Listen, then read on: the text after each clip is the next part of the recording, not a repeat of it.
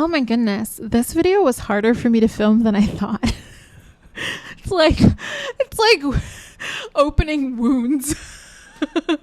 All the things you try not to think about when you're an entrepreneur. Here are the downsides. Oh yeah, I'm stressed all the time.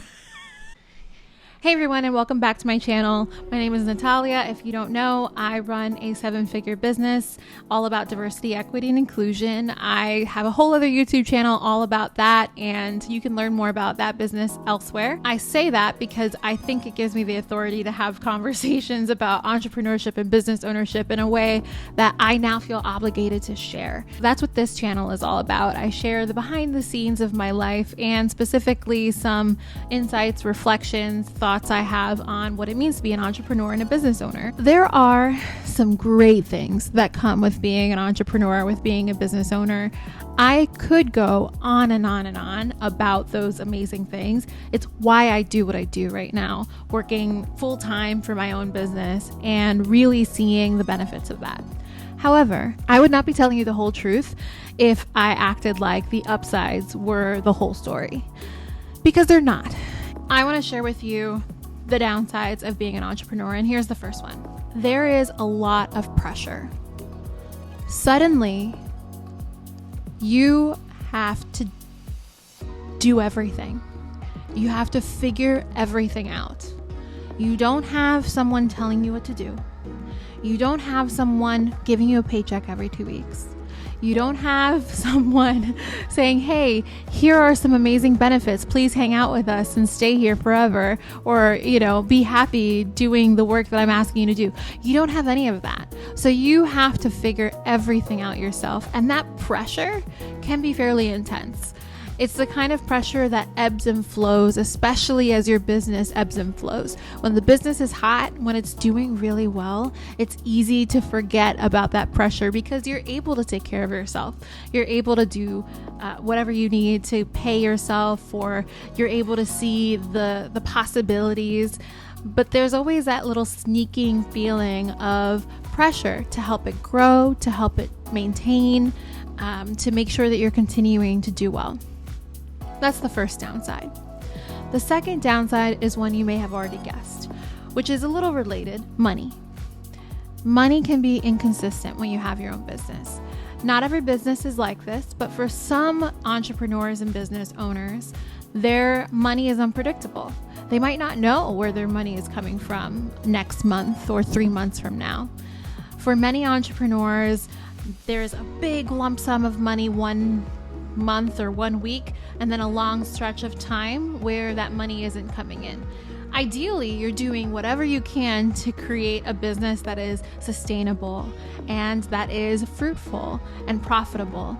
However, especially at the very beginning, many of us may find that there is inconsistency, and that inconsistency of money and cash flow can be pretty stressful and is certainly a downside when compared to working for an employer who's guaranteeing you funds every few weeks. Another note on that, actually, is something that you might not know, which is that when you are a business owner, it's much more difficult to get a loan or to qualify for a mortgage. I've always found that to be really interesting because, especially as someone who's employed people who are making 6 figures, for example, I've always thought it was a little comical that the offer letter I gave them would have more power in those conversations than the fact that I own the business that's employing these people.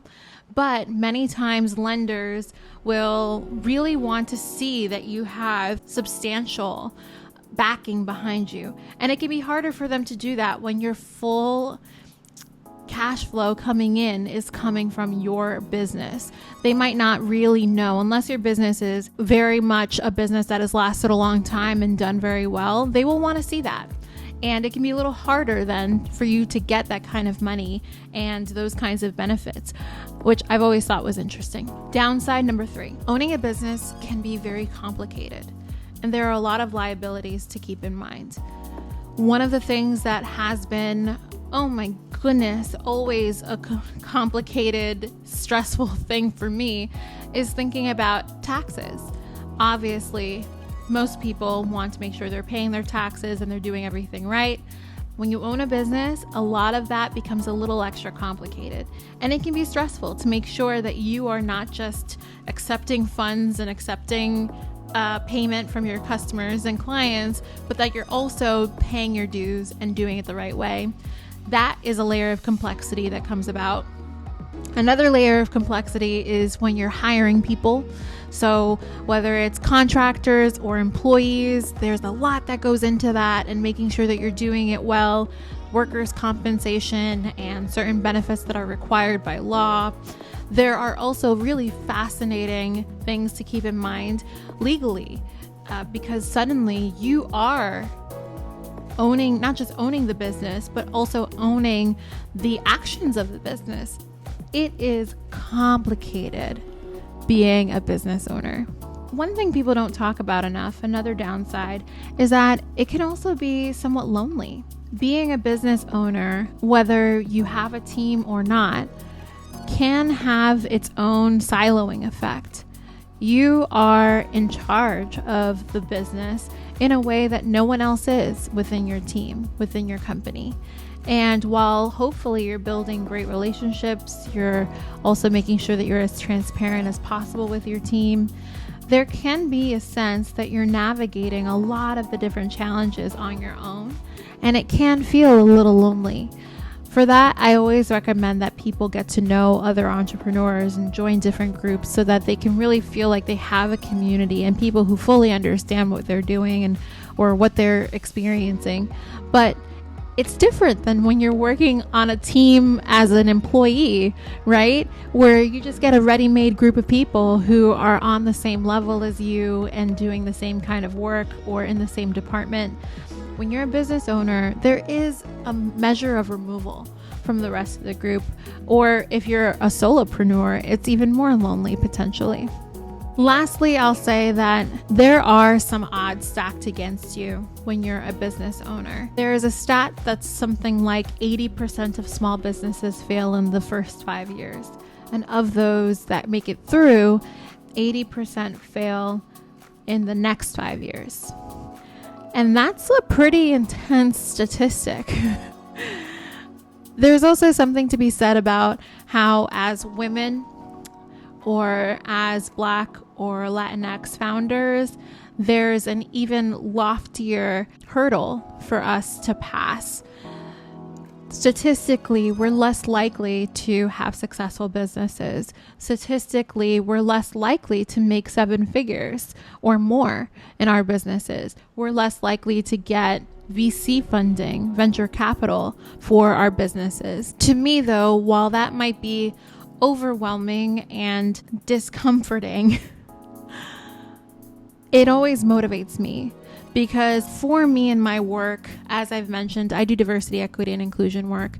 And when I think about how important it is that we have more diversity in our founders and in our entrepreneurs and our small business owners, and that we see people be successful in that space and how important that is what motivates me, both to make it and be successful in my own businesses and also to help others do the same. Because to me, it is deeply important that we all win. So those were the downsides of entrepreneurship. If you haven't subscribed to my channel, please do, and check out my other videos, and I look forward to sharing more.